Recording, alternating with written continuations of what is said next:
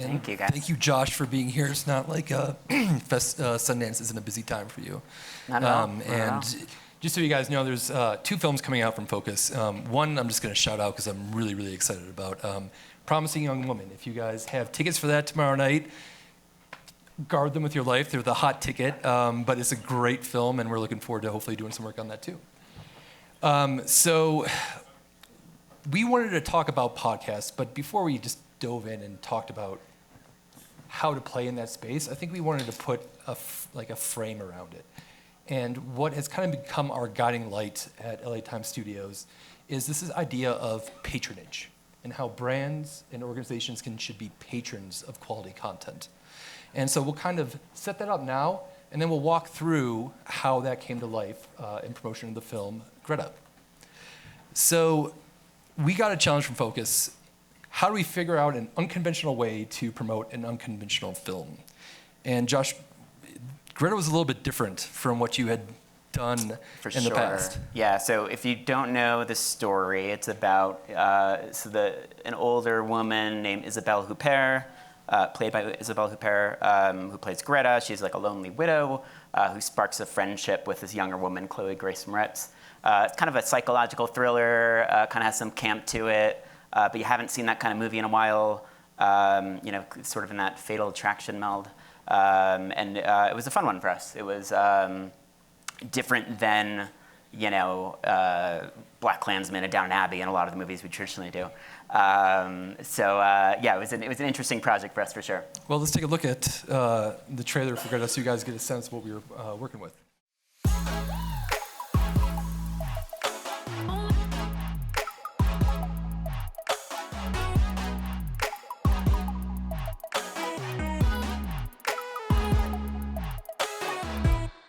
So we got the full slate from Focus, and we were challenged to kind of come up for a number of different films. We had some great ideas. I was really, really, really stoked about the stuff that our team had done. We were going to put a stage play on. That was going to happen. We just ran out of time. Would have been awesome. But I went out, I bought a beret and a black turtleneck, and I was like ready to be a director. The one thing I didn't have was we didn't have a good idea for Greta. And my first attempts, our team's first attempts, they weren't great. And I have a little bit of swaggy P in me, and I don't know if that's a good thing or bad thing. My bosses here are Chief Revenue Officer Josh Brandow. You please ask him if he likes my swaggy penis and if it's a strength or a weakness. I'd be very interested to find out what he thinks. But we were throwing up a lot of shots, and we were missing a lot of them.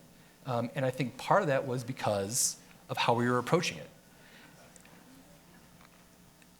And what it came down to is we needed to stop trying to promote a film. And we needed to start thinking about building a companion to the film. I come from the agency world, 10 years in it, and it can kind of beat some ideas into you that you really have to make sure that you're hitting all the right notes and putting the brand first. In this case, we challenged that, and that has really become the mantra for what we're doing at LA Times moving forward. So the idea for a companion piece came from the companion list. We went down we were going through Wikipedia and going down a wormhole, and we came across this word, limerence. Does anyone know what limerence is? I didn't beforehand, but it's essentially the uncontrollable obsession or infatuation with another human being. It doesn't have to be sexual, and so in the case of Greta, it was an older woman and a younger woman. But we found that word, and everyone who heard it was like, what is a great word, right? And just on that alone, we knew we had something. And when you punched limerence into the internet, you come to the Reddit limerence thread. And wow, we found an incredibly active community that spent so much time just sharing the pains and the struggles and the heartache that they go through suffering from limerence. My favorite was, please advise if my plan is too crazy. If you have to ask, your plan is almost always too crazy. So we had that. We knew we had something with limerence. We knew we had something that aligned with the film. The key was then figuring out the appropriate medium. And we'll talk about some takeaways specifically for podcasts later on. But really, we didn't go into it thinking we had a podcast. We just came up with an idea, and then we figured out the right medium. And part of that, Josh, was because we knew we had a depth of subject. Yeah. Hours and hours of information. Yeah, and I think for us, marketing a movie, right? You lean on 15-second TV spots, 30-second TV spots, and you're spending a fortune getting that out online. And this movie, we're a specialty film company, so we spend very tightly and try to find sort of that niche consumer. And so on this one, yeah, it was just kind of the challenge of how do we tell a deeper story beyond just kind of the 30-second ad and really bring people in. We don't need huge numbers. We don't need $100 million grosses. We just need sort of a dedicated group of people who are going to be interested in seeing this film, learning more about it. And we had the legs to talk about it. We had available voices. If you're going to operate in the podcast space, there are a lot of really good podcast ideas that you can't do because if there's no audio, there's no podcast. We knew that we had people that we could turn to be interviews, to do interviews. We had media that we could splice in. We knew we had source material. There was all types of books and philosophical, psychological, chemical research done on this subject. And then finally, and I think most importantly, we had an existing affinity audience.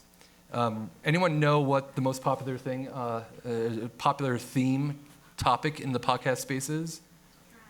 True crime. That's right. Now, we weren't talking about true crime, but what we were talking about really sat adjacent to that. And so with that, we were able to kind of use an existing audience to kind of seed this idea of our podcast obsession. So this is how it turned out. Hollywood films fit neatly into categories like action, comedy, suspense. But Focus Features movie Greta? It's part art house, part outrageous, campy stalker thriller. That presents a serious marketing challenge. What's the solution? A 5-part branded podcast series exploring the film's central themes.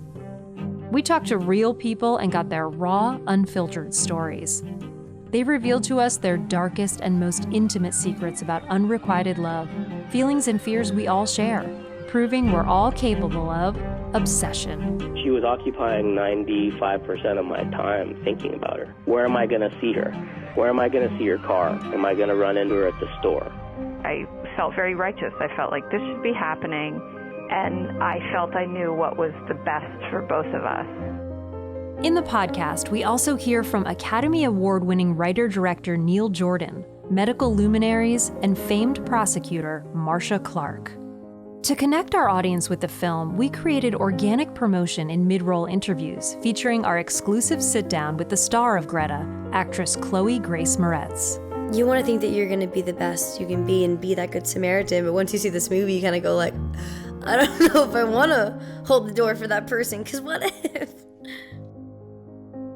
As a result of our authentic and personal storytelling approach, podcast listeners became obsessed themselves, sharing with their friends and leaving hundreds of positive comments and 5-star reviews.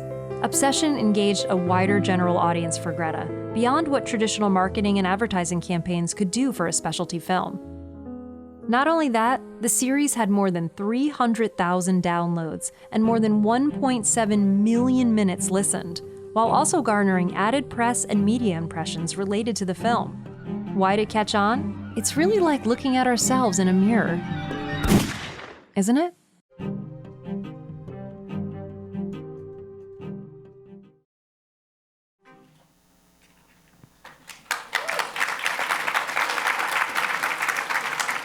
So a few updated numbers here, but before we get into that, I want to talk to you, Josh, and kind of as we came up with the idea, as we were going through and listening to the rough cuts, and what was your expectation? What was your kind of, what drove you to really help us champion this project? Yeah, I mean, I think it was again, to kind of get a more in-depth look at the film.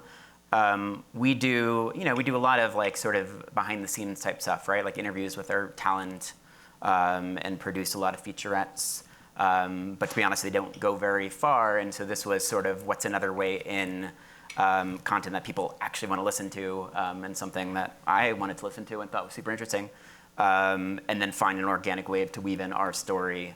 So it wasn't just sort of outright selling our talent in our film.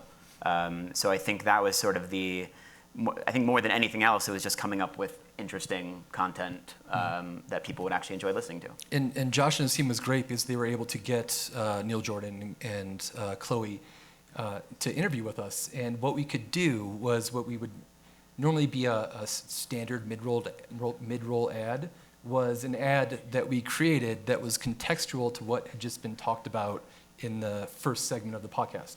So if we were talking about violent behavior, we would segue to Chloe, who would talk about through the eyes of her character, through the world of this film, how she interpreted what we had just talked about.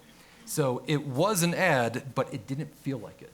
And I think that paid off in big dividends for us, especially when you look at the end there and we had an 85% retention from episode to episode. People listened to one episode and then they went all the way through, and I think that was one of the most important KPIs that we had. If you want to play in the podcast space, one of the questions that you're always going to have to deal with is scale. It doesn't scale like a lot of other things. It just doesn't. Now, that's not to say that what it does is bad. So if we think about this, a video view on Facebook is what, 33 seconds? And so you can have 3 million video views, and that looks great, and you reach 3 million people. You had them for seconds.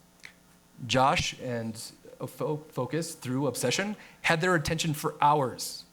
I would take 300 people who I had their attention for hours over 3 million people whose attention we had for 3 seconds. Yeah, and I think at the end of the day, for us, it was also, it's a lot of people concerned about scale. At the end of the day, we need, call it 1 million people to go see this movie in theaters to gross $10 million-ish, right? So even 350,000 people sort of getting very in-depth on this movie is, to us, a huge success.